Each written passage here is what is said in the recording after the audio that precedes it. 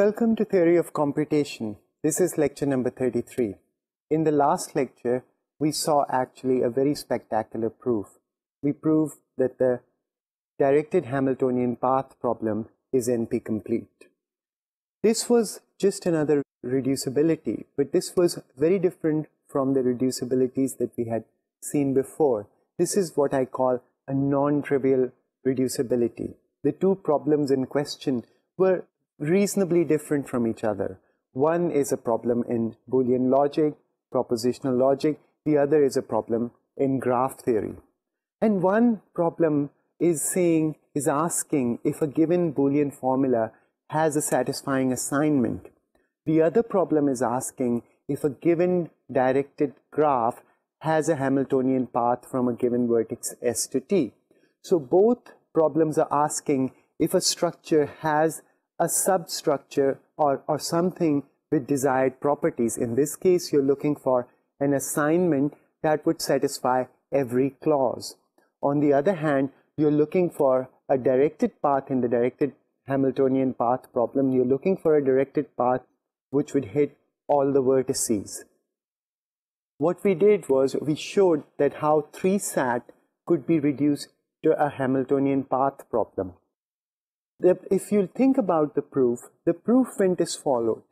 By looking at what we have as an instance of satisfiability, which is just a Boolean formula, we constructed a graph. So we were given a Boolean formula phi, and we constructed a graph G sub phi. And this graph had a very nice property. If the Boolean formula was satisfiable, then G sub phi had a Hamiltonian path. Well, one of the important things for you to understand, and this is extremely important, is you have to convince yourself that given phi, you can construct G sub phi very quickly. It does not take any ingenuity for us. It does not take any large computation for us to compute G sub phi from phi.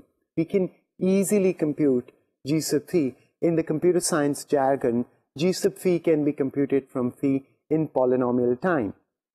Once we do that, and we have the property that if G sub phi is satisfiable, then if phi is satisfiable, then G sub phi will have a Hamiltonian path, and vice versa, then what we have is a reducibility. What was actually going on is the way we constructed G sub phi was very clever. Every directed Hamiltonian path in G sub phi corresponded to a satisfying assignment. And in fact, there was more to it. What we did was we made the structure of this graph such that any directed path from S to T must go through its diamond either in a zigzag way or a zigzag way. Now, each such path immediately corresponded to an assignment. And if this assignment was a satisfying assignment, then such a path which went from S to T through the diamonds had the opportunity to pick up all the clause vertices.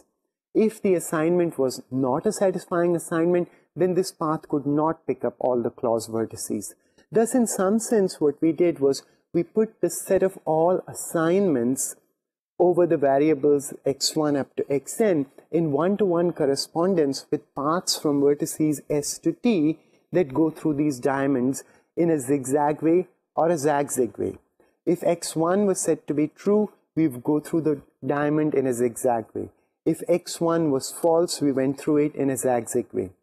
Thus, what we were able to do was to encode the entire structure of this Boolean formula into this graph. That's what reducibilities are about. Reducibilities are about understanding the two problems that you have in hand and finding out how one problem can encode the other problem. So what you're trying to do is you're trying to show that the problem that you want to prove as NP-complete is in some sense more general than a given NP-complete problem.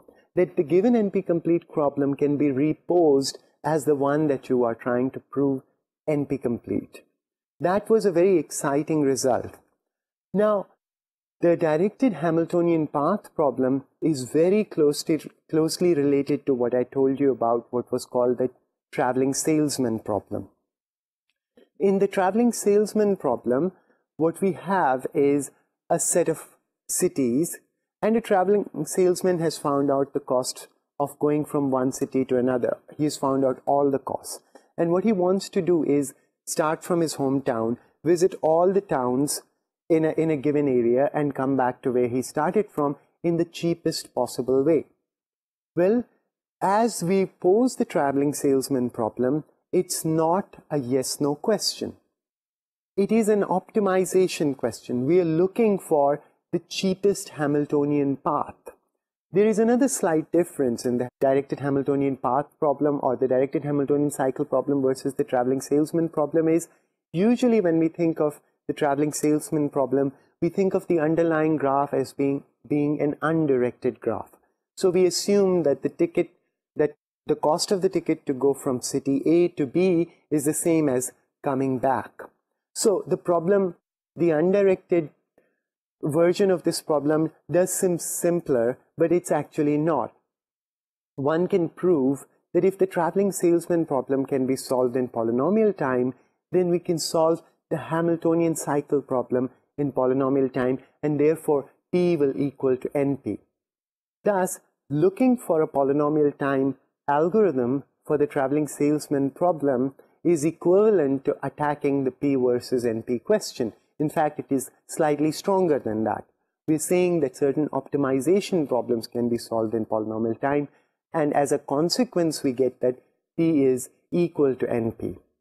Well, it is conjectured that the traveling salesman problem does not have a polynomial time algorithm. This was conjectured by Jack Edmonds, who actually showed that the matching problem has a polynomial time algorithm in undirected graphs, but he conjectured that this problem does not have a polynomial time algorithm. So effectively, Jack Edmonds had conjectured that P is not equal to NP. The traveling salesman problem is one of the most fascinating questions that computer scientists study. Actually, there's a rich theory just around this problem that you can develop. After we finish our study of NP-completeness, we'll come back to this traveling salesman problem, and we'll look at it from another point of view. What I would do is, I would show you that the traveling salesman problem has many versions, and although the three versions that we would study would be NP-complete, we would see that they behave differently when we change our yardstick. When we start thinking about approximation algorithms, we will see that we have three different kinds of traveling salesman problem, and each one of them can be solved by an approximation algorithm to a certain extent, while there's one version which cannot be solved.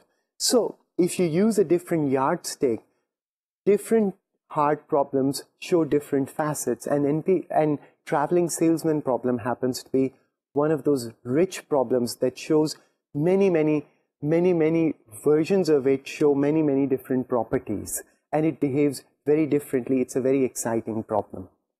But today's lecture is going to be NP-completeness proof of yet another problem, and this problem is now going to be very different. This is called the SubsetSum problem.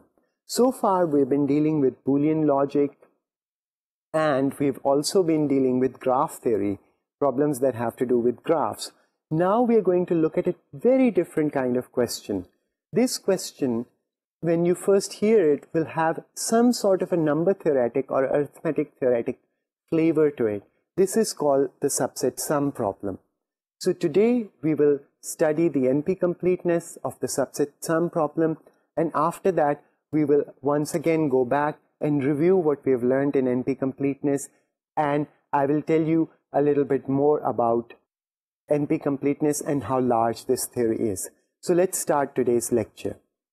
Let's start by defining the SubsetSum problem. Let us say we have a subset x equals x1 up to xn of positive integers. So what we do is we take a set of positive integers. So these are just numbers. This is a set of numbers that I give to you, and that's the input to the SubsetSum problem. Now take any subset S of this set X, and let's define the subset sum to be the sum of all the elements that belong to this set S. So sum S is just summation over xi in S of xi. So what you do is you take a subset S of this set and you sum up all those elements, and that is called the subset sum of that set.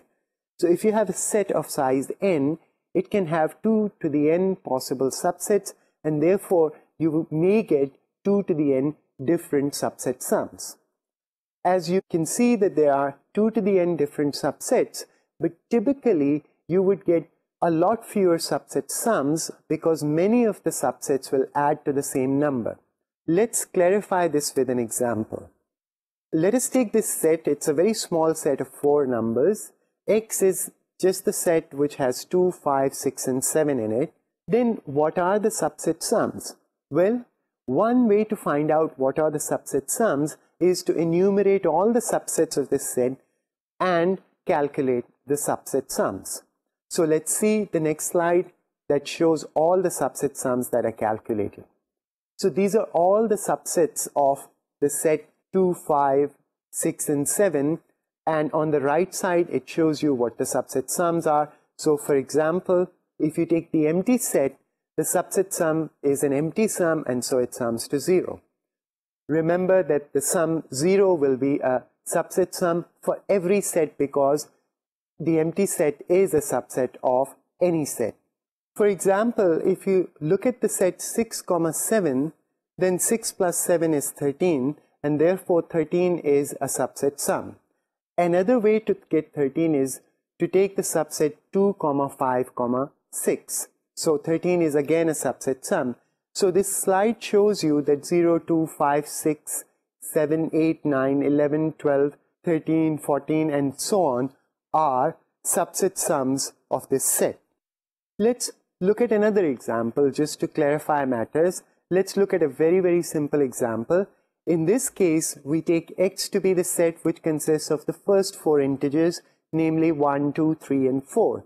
And the question is, what are the subset sums? So now we take a very simple set which has the first 4 integers, and we can ask ourselves, what are the subset sums? Well, the empty set gives us 0. So for example, the singleton set 2 gives us 2 as a subset sum. The singleton set 4 gives us 4 as a subset sum. You see that if you take the set 1, 4, you get 5. If you take the set 2, 3, you get 5. And so you have repetitions. If you take the set 1, 2, 4, you get 7. In this case, the largest subset sum you will get is if you take the entire set X itself. In that case, it will be 1 plus 2 plus 3 plus 4, which would be 10. If you think about a little bit, you'd realize that the smallest subset sum will be 0, and the largest subset sum would be 10. So there are 11 numbers, whereas there are 16 subsets of the set 1, 2, 3, 4. There are 2 to the 4 equals 16 subsets. That tells you that some of the subset sums must repeat. So the reason I'm making this point is not every subset gives you a unique subset sum. It is possible for you to get the same subset sum from 2 different subsets. So in general, if you take X to be just the set of all numbers from 1 to n, then what would be the largest sum that you would get? A little thought would show you that the largest sum you would get is when you take the whole set itself and add it up. That would be 1 plus 2 plus 3 up to n, and that's n times n plus 1 over 2, which is roughly n squared over 2. So in that case, the maximum subset sum would be order n squared, whereas the number of subsets that you have are exponential, 2 to the n. That would tell you many of the subset sums would be repeated. Well, let's see.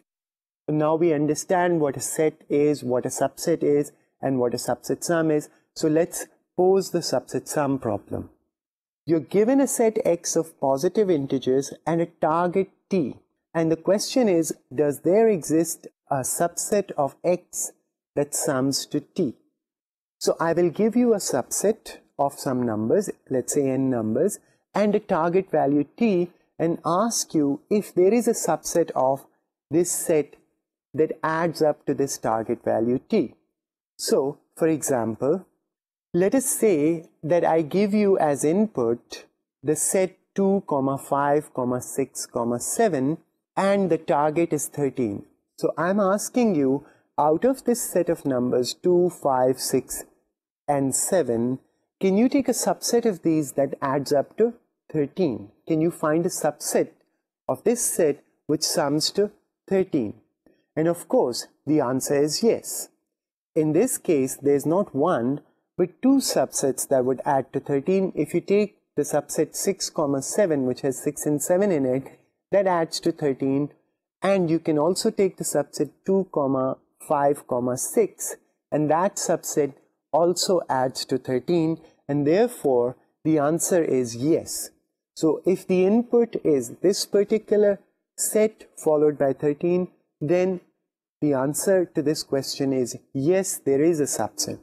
On the other hand, let us say the input is the same set, but I change the target value to 10.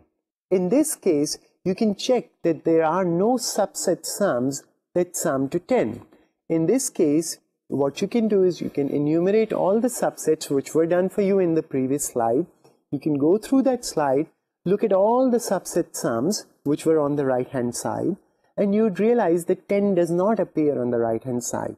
This means you cannot find a subset of this set which sums to 10, and therefore in this case the answer would be no.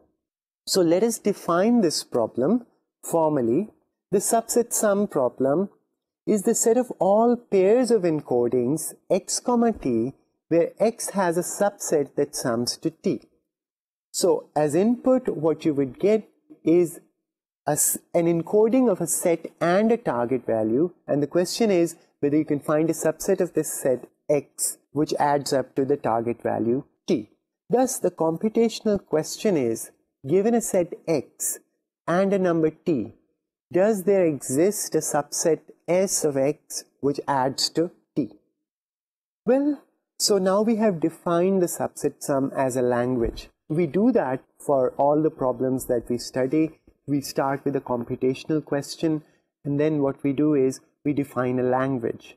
The language here is the set of pairs of the encodings of all pairs x, t, such that there is some subset of S that adds to t. So the first thing when you have a language like this, the first question in the theory of NP-completeness that we ask, is this language in NP? So is the subset sum SS, the formal language that we have defined, is this language in NP? Well, usually what I do is leave this question up to you, because I've told you that you should be thinking about non-deterministic Turing machines and verification algorithms, and the problems that we are studying, usually for them there's a very simple verification algorithm that is available, and you should be able to discover it on your own. In this case, what I would do is I'd give you a very simple hint about how to prove that this problem is in NP. Well, think about the set x and the target value t that is given to you. If you're going to claim that a subset of it adds to t, how would you convince somebody else that there is a subset S which adds to t?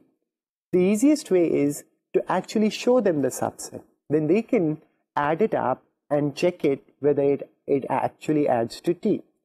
Thus, the subset S that adds to t is a bona fide proof of the fact that a given pair x, t has a solution. It's a bona fide proof that x, t is in the language SS. Therefore, this problem happens to be in the class NP.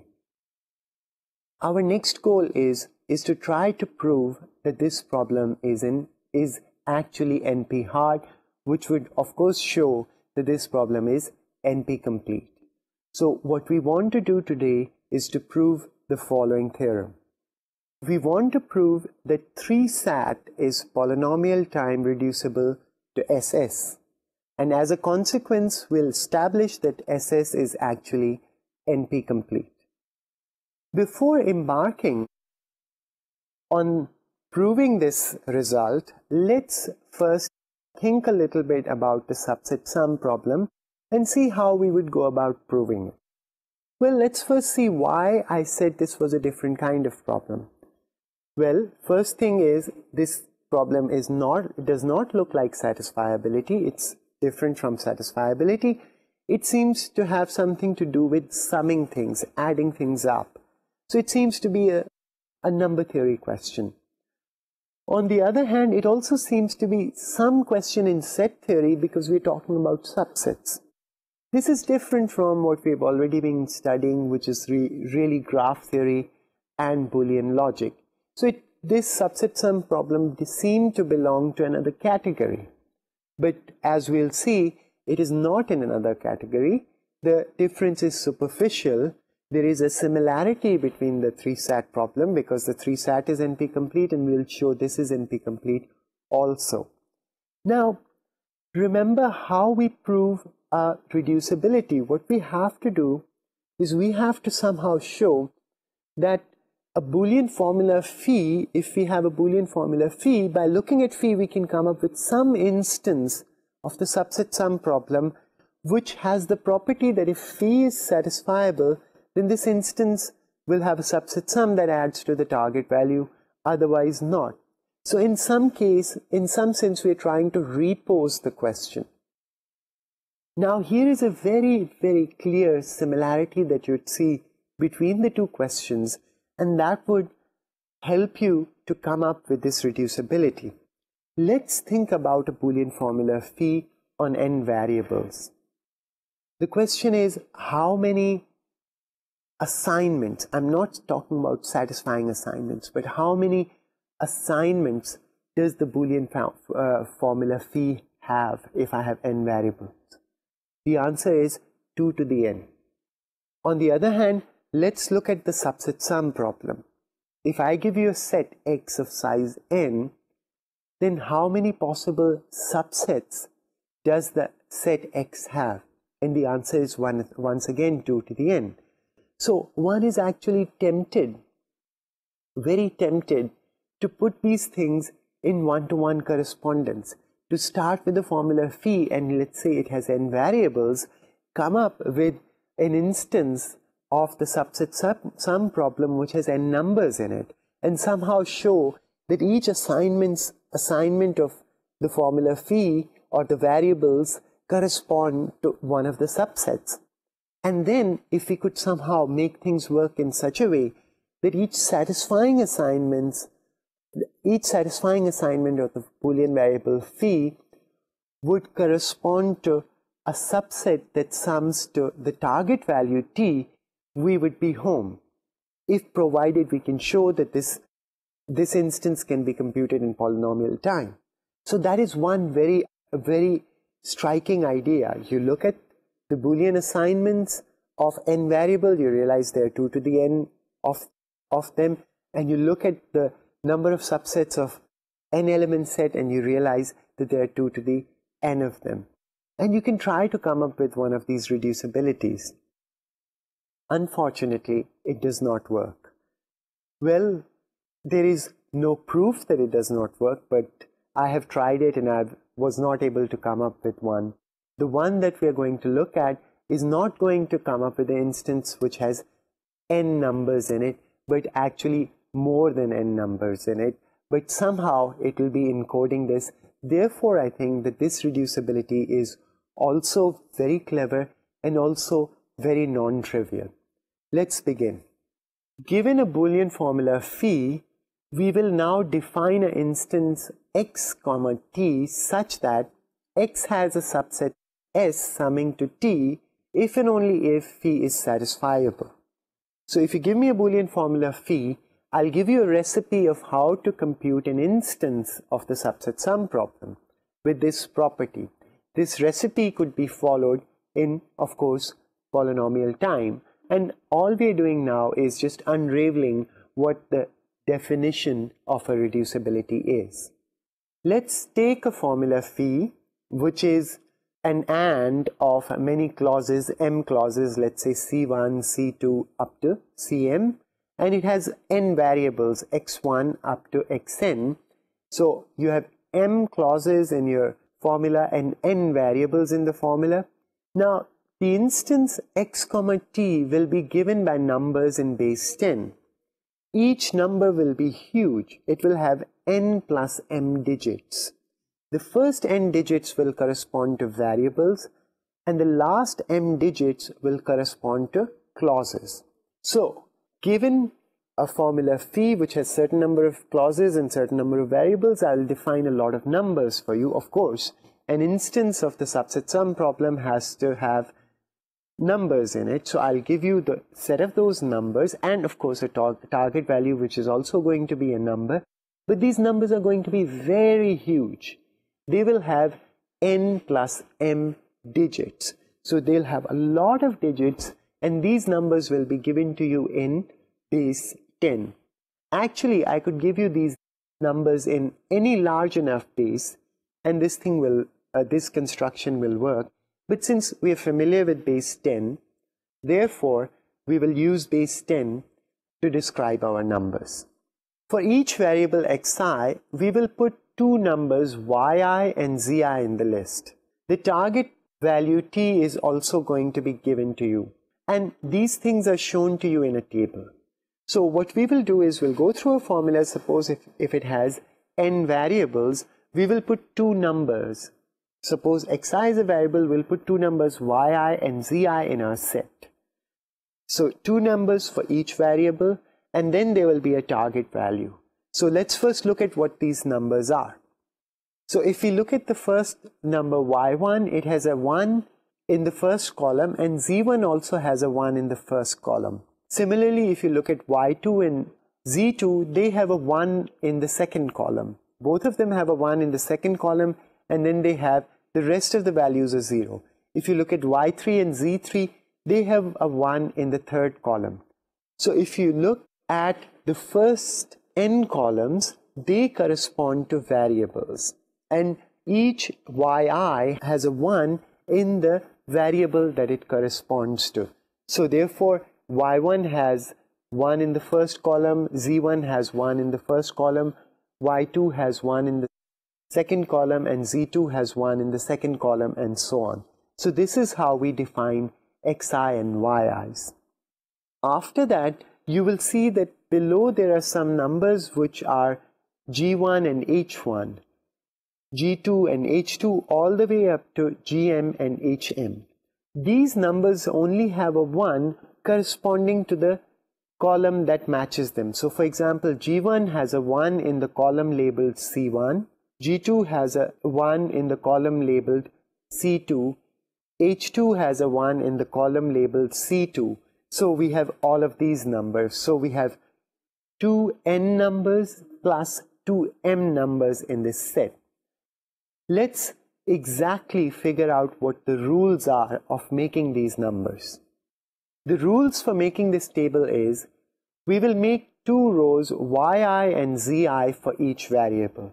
So for each variable xi, we will make two rows yi and zi.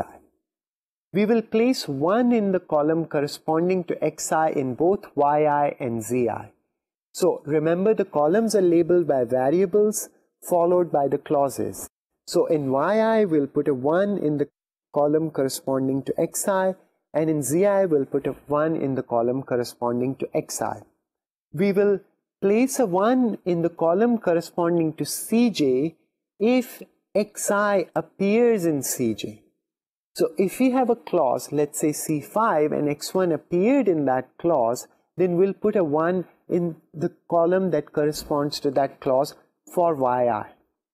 On the other hand, we'll place a 1 in the column that corresponds to cj in zi if xi bar appears in cj. So yi corresponds to taking the variable xi to be true, and zi corresponds to taking the variable xi to be false or xi bar to be true. So if xi bar appears in a clause cj, we will place a 1 there. Lastly, for each clause Cj, we will add Gj and Hj, having one in exactly the column corresponding to Cj. So we will have two rows for each clause. One will be labeled by Gj and one will be labeled by Hj, and they'll have a 1 in the column that they correspond to. So this is the construction of this table. Now, let's first think about how difficult it is to construct this table given that we have a formula phi. This table is not going to be very difficult to construct. What we can do is we can read the formula, find out how many variables are there, how many clauses are there, and that immediately tells us the size of this table. And then we follow all the rules and start placing ones in those positions and place all zeros everywhere else in the table, and we'll obtain this table. Let's have a look at this table again. Let's look at the target value that comes at the end of this table. Notice that for each variable column we have a 1 in the target value t, and for each clause column we have a 3 in the target value t. So the target value t is given by 1, 1, 1, 1, 1, 1, 1 n times, followed by 3, 3, 3, 3, 3, 3, 3 m times. So that's our target value. So this is the instance that we are claiming has the property that now if phi is satisfiable, then this system, subset sum system, will have a subset that adds to t, otherwise not. Let's first start looking at this system and studying it, and let's first make certain observation. The first observation that we make is that no matter what subset we take, when we add the elements corresponding to these subsets, there'll be no carries. So we've written our set in a table, and each row corresponds to a number, and what I'm saying is if you take any number of rows and add them up, there'll be no carries that will go from one place to another. So the worst what you can do is choose all the rows that are given to you. That will generate the maximum amount of possible carries. Let's look at the first column, which corresponds to the variable x1, and you realize that it has only two ones in the top part. y1 has a 1 in that column, z1 has a 1 in that column. None of the y's and z's, other y's and z's have a 1 there, so they're all zeros there. Therefore, we have two ones there. And if you look at the g's, g1 has a 0 in that position, h1 has a 0 in that position, the whole column is empty, and therefore if you add up everything in the first column, you realize that that would add up to only 2. The same is true for the second column, which correspond to the second variable, and this is by construction. Only y2 and z2 have a 1 in that column, so that adds up to 2, and no carries will be generated. Similarly, the third column and the fourth column, all the way up to first n columns that correspond to the variables, will have that property. Now let's look at the column that corresponds to the first clause. So what we did was, the columns that corresponded to the variables, we realized that there are at most two ones in them. So even if we were to add up all these numbers, we'll get a 2 as a digit there, and no carry will be generated, because a carry is generated if and only if you have at least, if the number sums up to 10. So no carry will be generated from any of the columns that correspond to the variables. Now look at the columns that correspond to the clauses. So let's look at the first clause. Well, remember we're working with 3 sat. Therefore, each clause has at most 3 literals in it. Now let's look at this clause, the column that corresponds to this clause, with this point in mind. Let's look at the column that corresponds to clause number 1. y1 has a 1 in that position in the column that corresponds to clause 1. Why does y1 have a 1 is because x1 appears in clause 1. How many ones can I have of that kind in the first part of the table? And the answer is I can have at most 3 ones, because each xi or yi correspond to a literal, and I put a 1 if and only if that literal appears in the clause A clause has at most 3 literals because we're talking about 3 sat. Therefore, in this column, you can have at most 3 ones. Now let's look at the bottom part.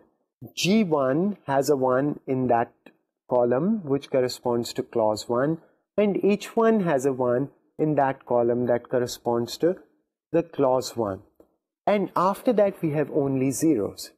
So this means in a column that corresponds to a clause, the maximum number of ones that I can have is actually 5. So if I were to take all these numbers and sum them up, what is the sum that I would get?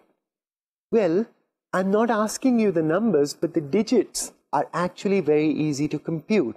Remember, we took an instance of 3 sat. So if I start adding up all the columns that correspond to the clauses, I'll get 3 ones there and 2 below for G's and H's. So I'll get a 5. So the maximum that you can get, a number that you can ever get in a column, is 5. And since 5 is less than 10, therefore no carries will be generated. This makes our arithmetic extremely easy and the analysis of this reducibility fairly easy. So the main point is now, if we take any subset of rows of this table and add them up, that would not generate any carries. Next thing that we notice here is that so let's fix an I. So I is equal to 1. So let's concentrate on x1, the variable x1. Corresponding to it, we had put 2 rows in it. One we labeled y1 and the other one we labeled z1. First claim is we will choose exactly one of y1 or z1. We must choose, otherwise the sum is never going to reach our target. And this claim is true for a general I. Out of yi or zi, we must choose exactly either yi or zi. The reason for this is we've already seen that there are going to be no carries that are generated. Now let's just follow this argument for the first variable column, and you'll see you can do the rest of them yourself. Well, let's see, y1 has exactly a 1 in it and z1 has exactly a 1 in that position. The target value has a 1 in that position. How can I get that 1? Since there are no carries, therefore I must choose y1 or z1. If I don't choose either of them, then I'll get a 0 in that position, which would be wrong. On the other hand, if I choose y1 and z1, both of them, what will happen? I'll get a 2 in that position, which would be wrong because my target value has a 1 in that position. Therefore, out of y1 and z1, I must choose exactly one of them. Choosing y1 will correspond to setting the variable to be true. Choosing z1 will correspond to setting the variable to be false. That's the trick. That's the beautiful idea that is embedded in this proof. Let's go on. Similarly, let's look at the second column. Well, there are zeros everywhere in this column except for in y2 and z2. The target value has exactly a 1 in that position.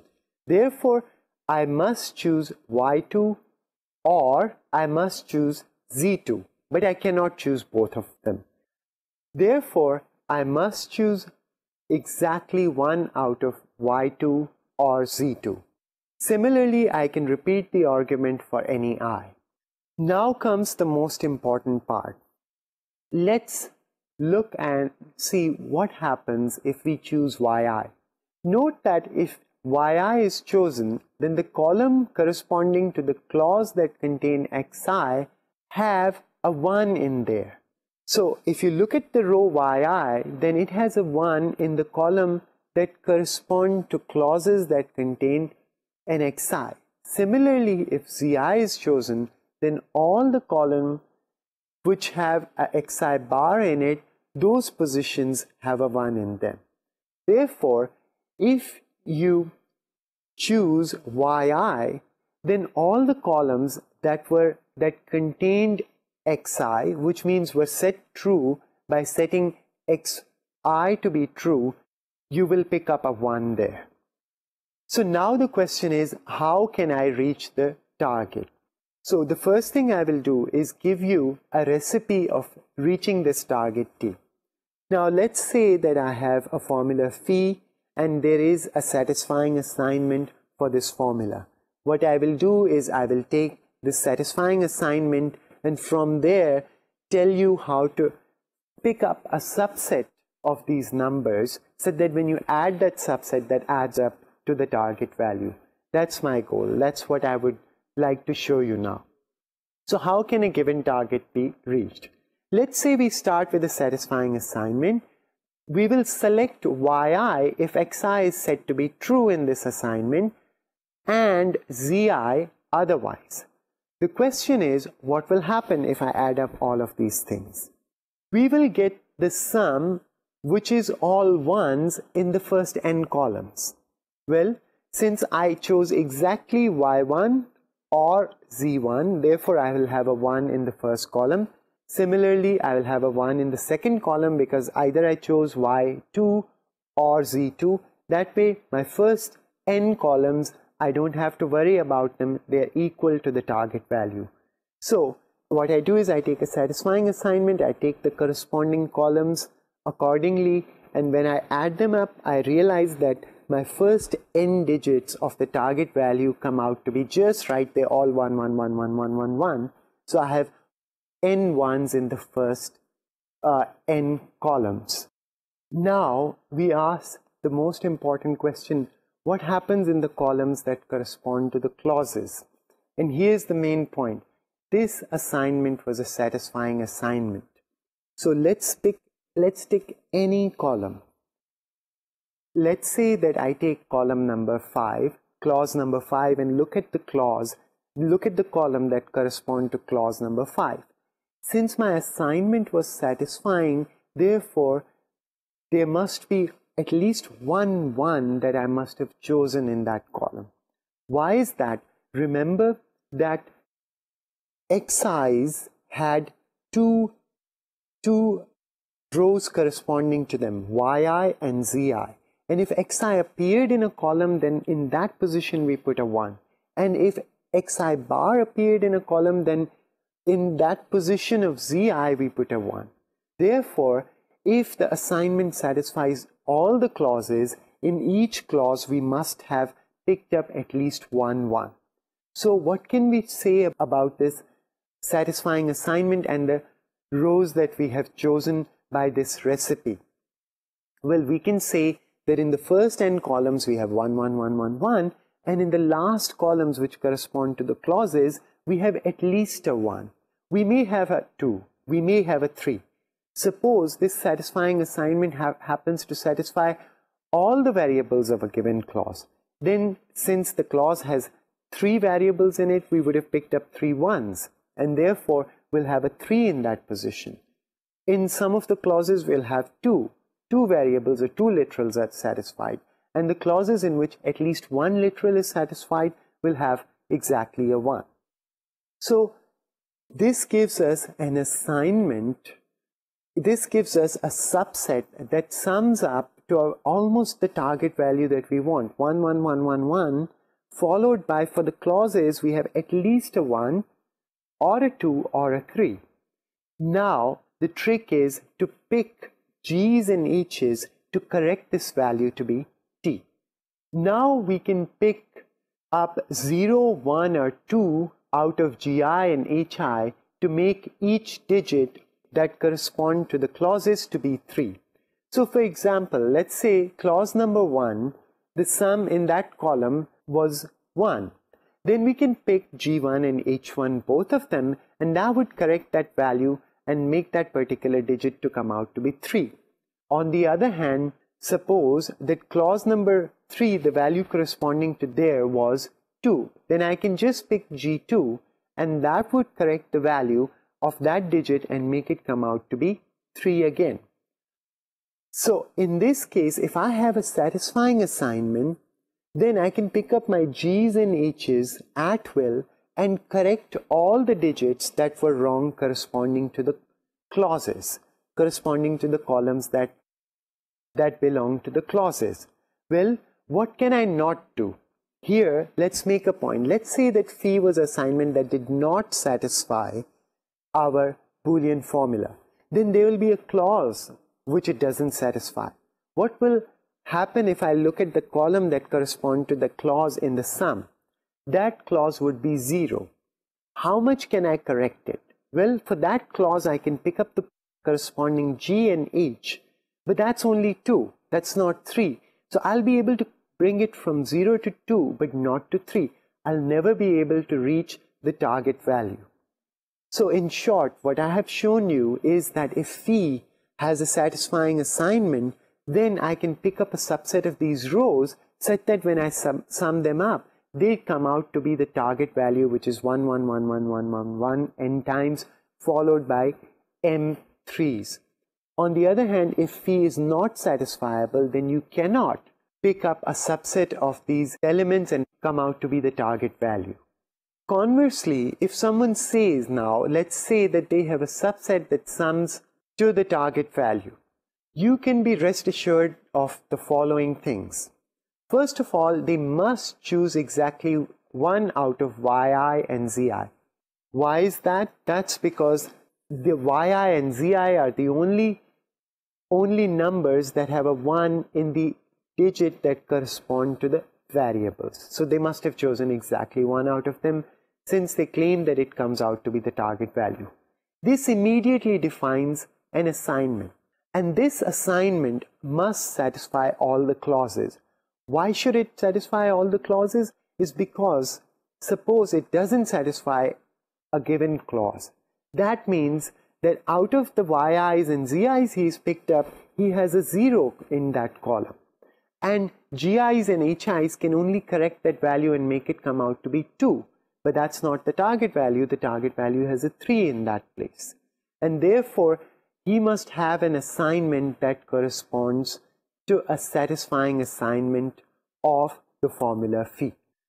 So, in short, what we have proved is that if phi is satisfiable, if and only if x has a subset that sums to this target value t. This lemma shows that what we have is a polynomial time reducibility. How do we define it? We define f of phi to be equal to x comma t, where x comma t is given by the algorithm or the procedure that we have just described. Then this function f is a polynomial time reducibility from 3 sat to the subset sum problem, and therefore the subset sum problem is NP-complete. And therefore the subset sum problem is NP-complete.